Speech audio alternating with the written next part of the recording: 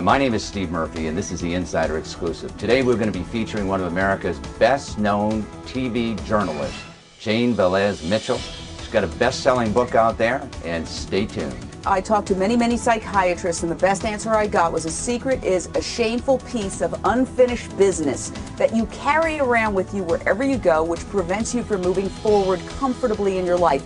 And like a concealed weapon, you pretend that you are not carrying it. The vast majority of people in America are flying blind. They have no idea why they do the things they do. And often they're destructive to other people or they're self-destructive. We all have skeletons in the closet, and those are toxic secrets. The very interesting part of this is that we look at criminals and we go, oh, those horrible people. But we have some of the very same toxic secrets as the criminals. Sometimes the only difference between us and a criminal is that their secret was threatened with exposure, and ours wasn't. Well, they say it in AA, you're only as sick as your secrets.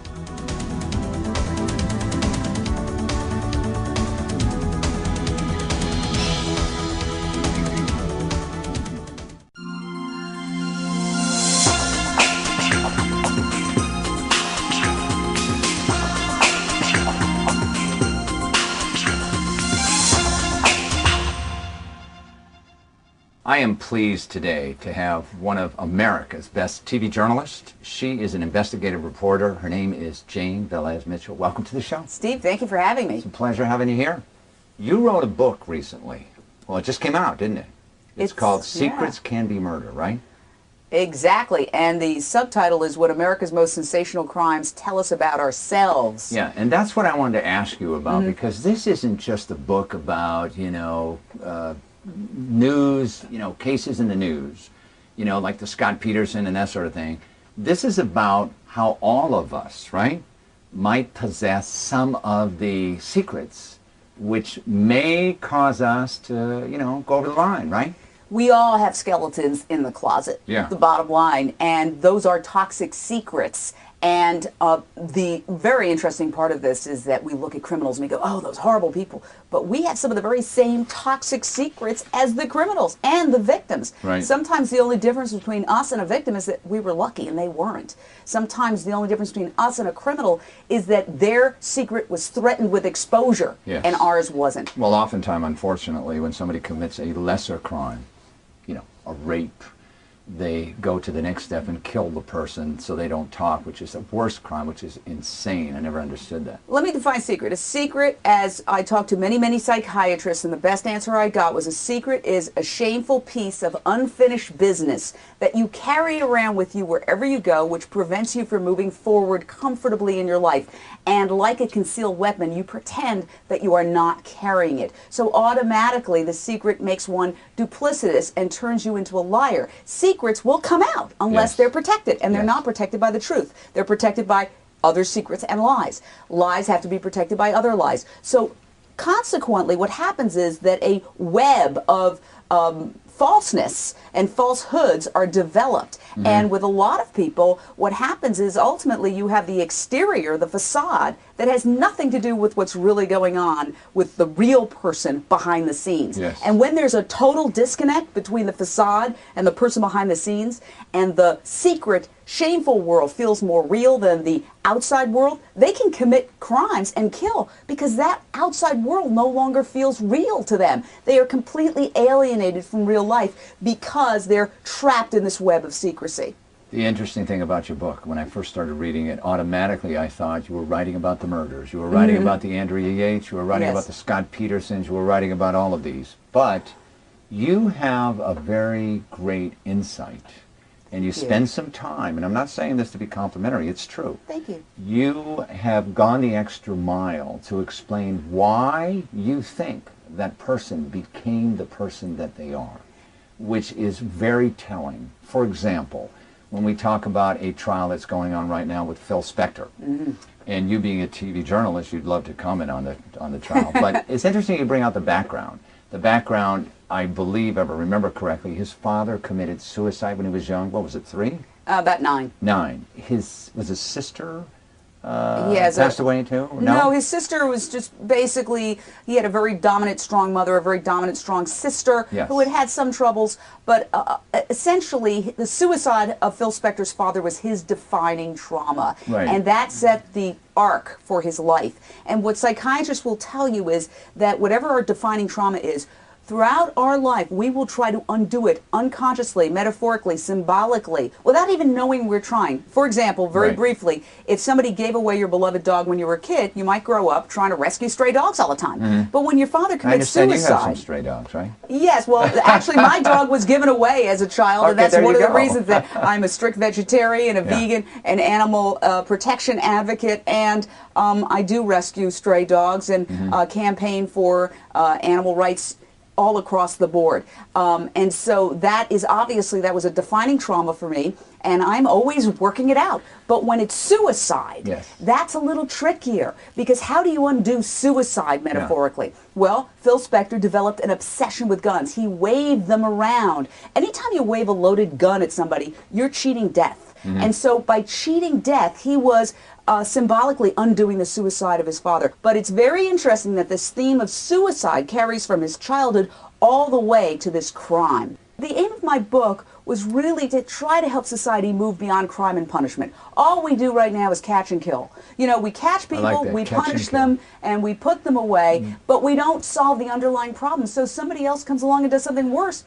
And it's just an endless cycle. Well, let's talk about the understanding problem, okay? As I said, you're very insightful. You talk about what went into this person, how this person became the person that they are today, okay? Right. Now, you've explained it for rational people like you and me, if you want to call ourselves rational, so that we can understand it, okay? But for the loonies out there who have gone over the edge, are they reading your book? No. No, but... So, wait, we get back to one more point, okay.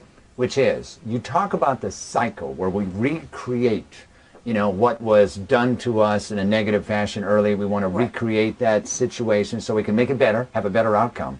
Does there come a point in time, as I'm sure you have realized, and I know I have realized being in programs that we all know about, where we say, I recognize what I'm doing, and I'm not going to do it anymore. That is the big flash of understanding. One of the reasons I wrote this book is I'm not coming from up here as a recovering alcoholic with 12 years of sobriety. I know what it's like to engage in self-destructive behavior and wake up the next morning and say, who was that person? Why did I do that? And have no clue. That's what you call flying blind. And huge segments, I'd say the vast majority of people in America are flying blind. They have no idea why they do the things they do, and often they're destructive to other people or they're self-destructive.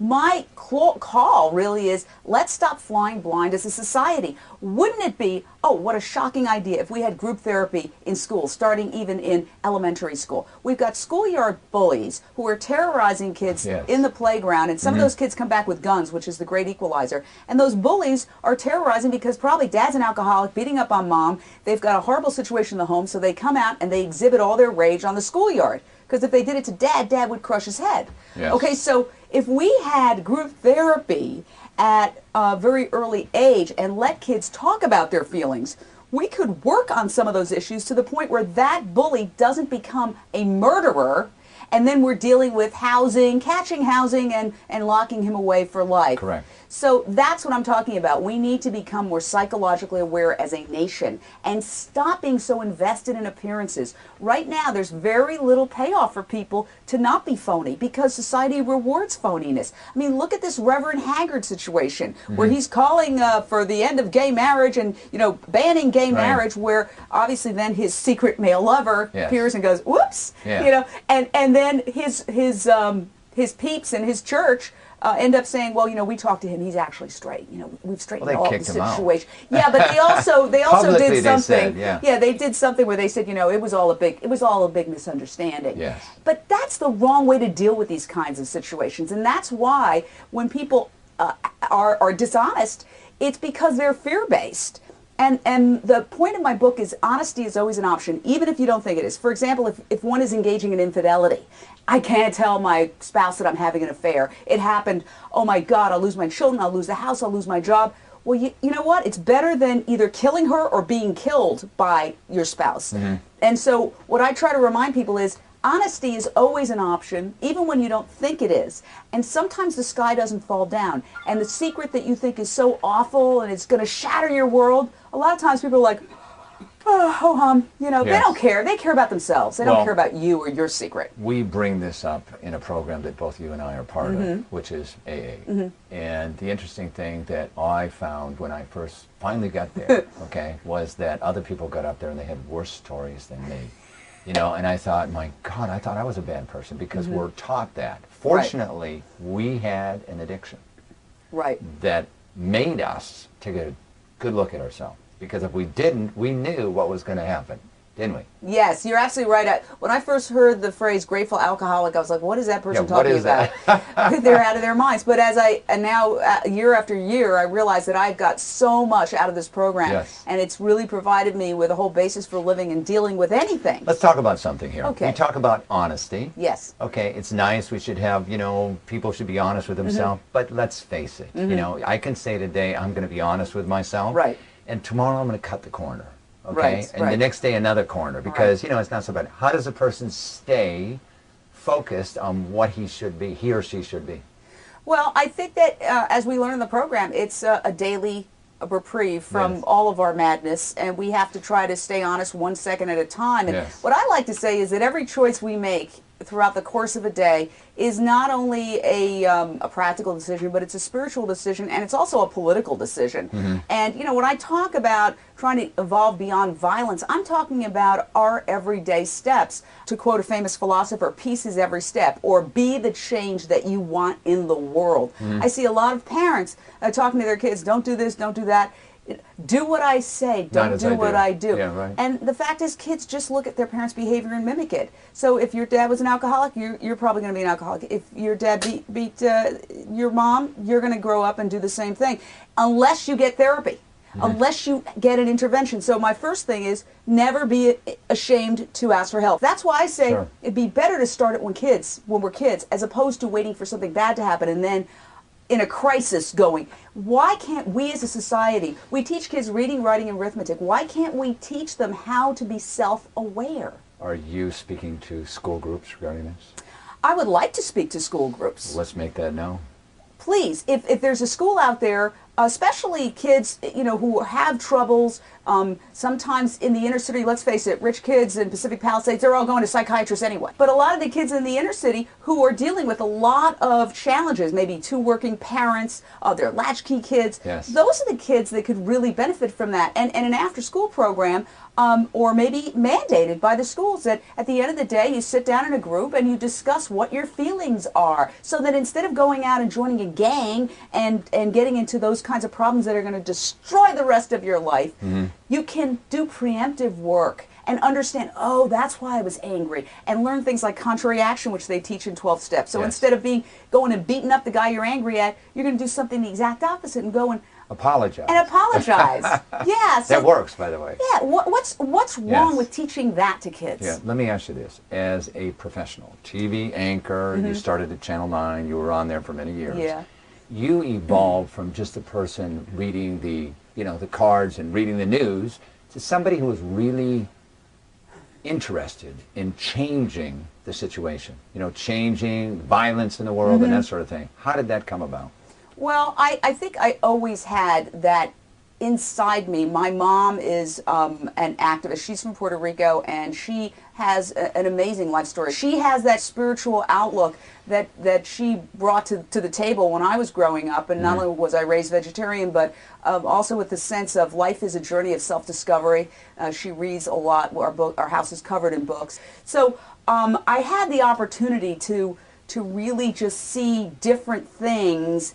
And my dad was an advertising executive, so I also was exposed to great wealth. And not that I had great wealth, but we traveled in these circles. I was seeing people who were asking to sleep on the couch because they were one of my mother's old vaudeville buddies that had fallen on hard times. And then we would go to somebody's mansion. And you know what I really learned watching all that is that sometimes the poorest people were the happiest and the richest people were the unhappiest. And that happiness is an inside job, and it has nothing to do with how much money you have. And so I was freed with.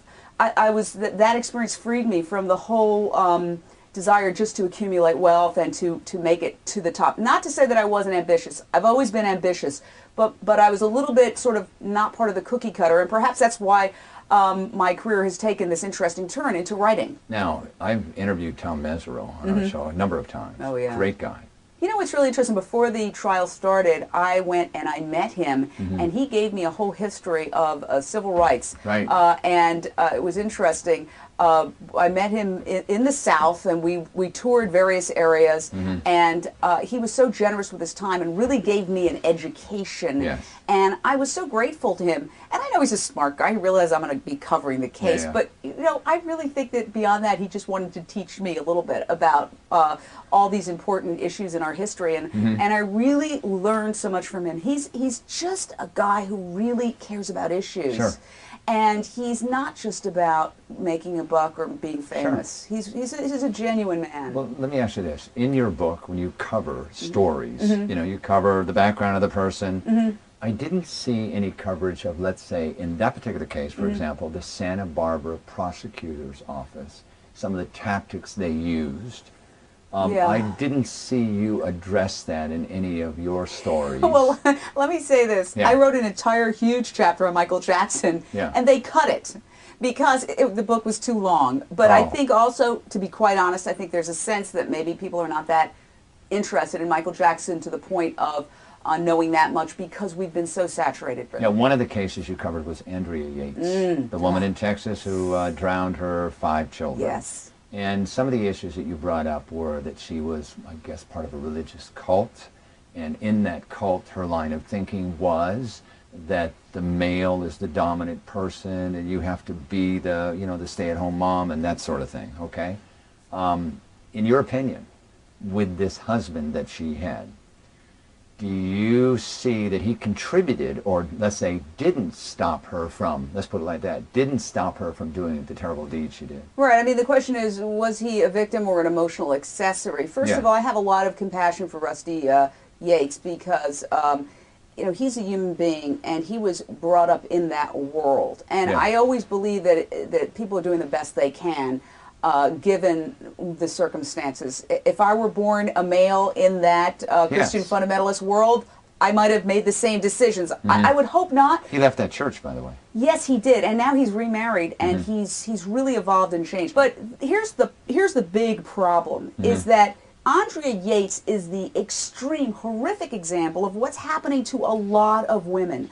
A lot of women. This is why I say toxic secrets. Yes. We think, oh, Andrea Yates, point our finger. Yes. We have some of the same toxic secrets as Andrea Yates. Some women have opted for imprisonment, emotional, financial, psychological imprisonment in their lives. Do you think this has something to do with the culture that they may grow up in?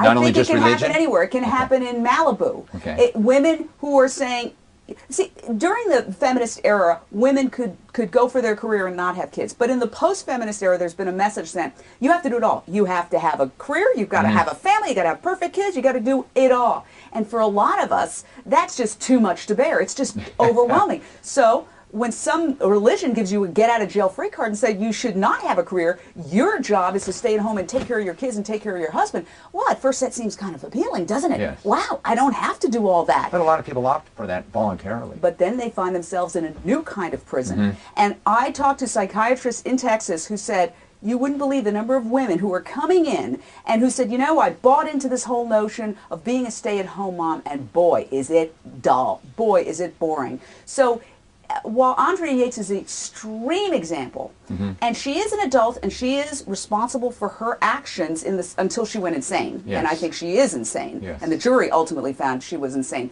But what I'm saying is that she's a metaphor for what's happening in this post-feminist era to a lot of women, and women have to wake up and realize that all these gains that we made can be eroded. We can go backwards if we're not vigilant. But you know, a lot of women, let me give you an example. The law schools today, 50%, over 50% of the people that graduate from law schools are women. Right. By 10 years gone by, only 17% of the partners in law firms are women. Many of them have opted out of the 2,800 hours a year.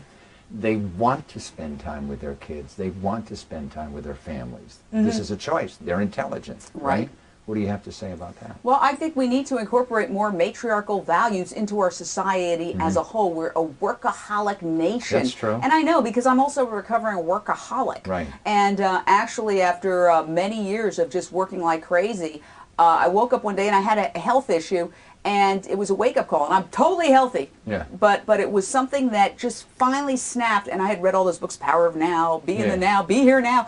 But finally, that the one health issue that I thought, it just hit me on another level, on another chakra, you might say, of that, hey, I'm immortal, and I'm not going to be here forever. And am I going to remember one more day in a cubicle typing like this? Yes. Or am I going to remember walking on the beach and maybe doing some of the things that I really want to do, like creative writing? So what I'm thinking is, we have a lot of people in this country who are making a lot of money. They're commuting an hour and a half each way to their McMansions, seeing their kids for 2 minutes while the kids playing a video game. We're a crazy nation in a lot of ways, and what we need to do is incorporate some of the matriarchal values so that our businesses can function while both man and woman spend time with their families. And we need to change everything, our commuting schedules, so that people can spend more time with their families. We need to really revolutionize, maybe be a little bit more like Europe, where they have more vacations. Now I know everybody says, oh, and that's 35-hour work weeks too. Yeah, I mean, that's horrible. Our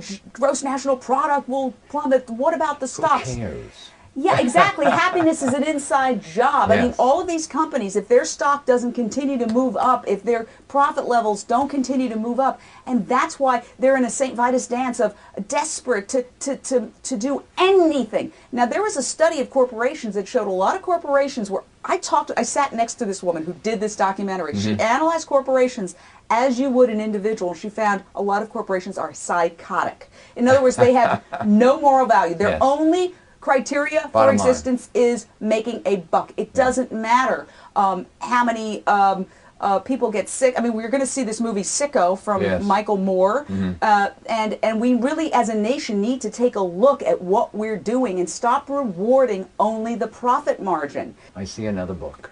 I want to write another book so badly. Another book coming. Yes, I have an idea. Are you working on one? Well, first I got to make this one successful, and then maybe and you're they'll just let going me. on a book tour right now, I'm just starting on a book tour. And you have a website. Would you mind giving that out? Oh, I'd love to. www.secretscanbemurder.com, and that's the title of my book, Secrets Can Be Murder. Interesting. When I first read the book, and we talked on the radio before, I thought secrets can kill. You know, I thought, think why there's did you? already a book called Is it Secrets right? Can Kill. Did they name the book? No, I named it. Okay. But the thing is that, if you look at books, a lot of books, the same title, you can't trademark a title. They've used the same title over and over. And I was just thrilled that nobody had used Secrets Can Be Murder before. Exactly. Now, I noticed one thing about your book. You left out the O.J. trial. I did, because, it's been done to death, no pun intended. It's just been done over and over again. And you left out the Melendez trial. Yes, again, those are kind of in another era. These are horrible secrets, if they were true, okay? Yes, that caused them to, go to murder. I didn't want to write too many chapters about cases where there have little been many books written. And so I just wanted to focus more on the more recent cases. I think as far as I go back is Scott Peterson, because that's such a fascinating case. And there he is up in San Quentin right now. Yeah. And the groupies are writing him letters and want to marry him. Oh, there was one of the jurors, Strawberry Shortcake, has been writing back and forth. Yeah. I don't know what they see in this, I don't know. No, women like the bad boys. The interesting thing about your book, and this is why a lot of people say they might be riveted to it because it has some interesting cases, we've seen in the news. What I like most about it, and I say this again, was your insight into the mind of the person, and I want to talk about that just for a moment, the mind of the person who committed the crime. And many of us today have secrets that might cause us to commit crimes like that too.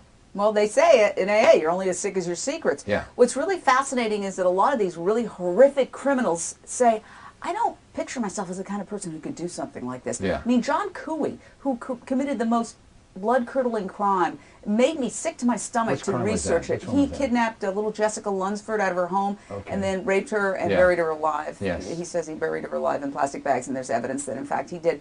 You can't even research it without getting sick and depressed.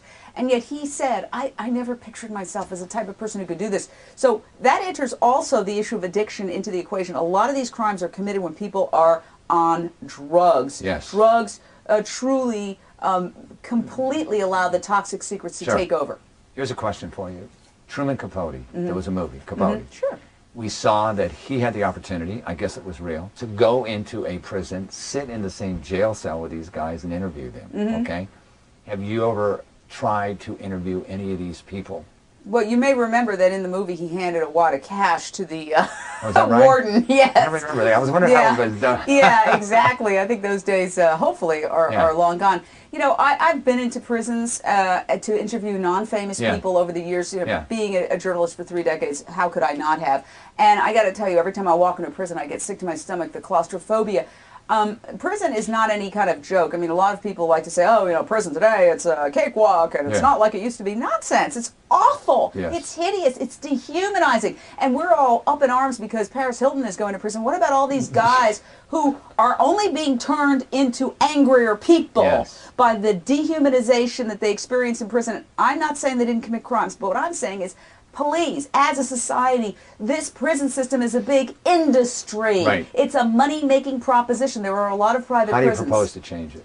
Again, we have to get to people long before they Let's end say up we in the haven't. prison You know, system. there are people locked up today that are just getting worse. First-time offenders, etc. Of course, it's. We should bring in psychiatrists, therapists, and that sort of thing, right? You know what? Once they're but ultimately the sad part is once people are that far institutionalized, it's really.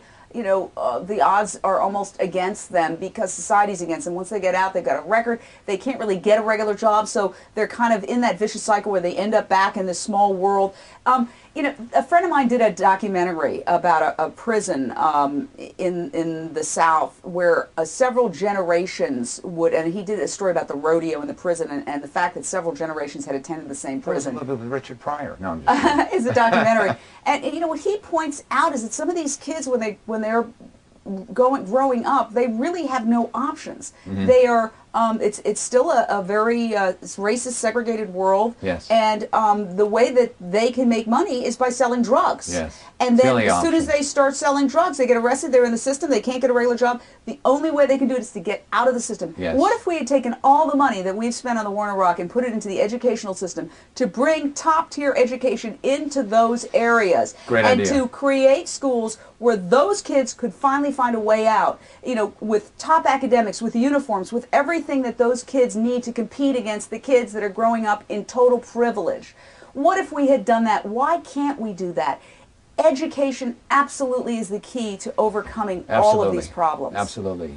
I want our audience to know that you can buy Jane's book. You mind picking up the book? My pleasure. Your pleasure. You can buy this book. Secrets Can Be Murder, right? Yes. And the subtitle? What America's most sensational crimes tell us about ourselves. There's that TV voice. You can buy it anywhere in the bookstores. It's out there right now. It's a great book. I recommend it. I want to thank you for being on our show, Jane. And Amazon.com. And Amazon.com. And come back again, will you? Thank you for giving me the opportunity to express those ideas.